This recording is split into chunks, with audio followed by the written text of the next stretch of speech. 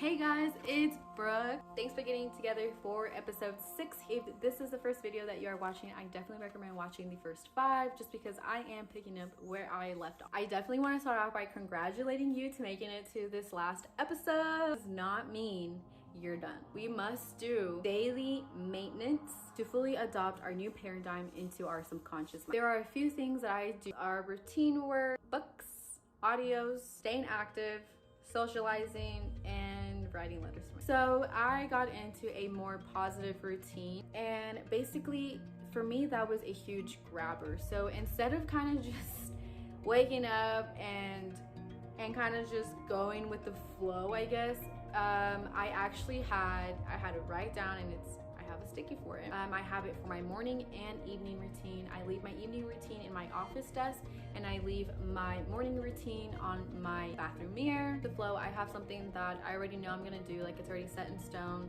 and at this point I kind of don't think about it, I just kind of do it. Reading, staying active, and socializing definitely helped me maintain this freshness and open-mindedness. I have written letters to myself previously, like in high school. I would write letters regarding my mentality, like how to really see who my friends really are, loving myself, just maintaining that relationship with myself. I'm gonna be honest, at that age, I really didn't understand what I was writing. Basically, the way I used them was to prevent me from falling back. It was just another way to not only hold myself accountable, but also kind of keep me in check.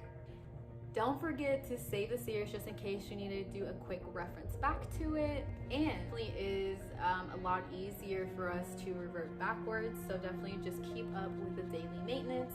And I love you guys. I'll see you guys soon, and stay tuned.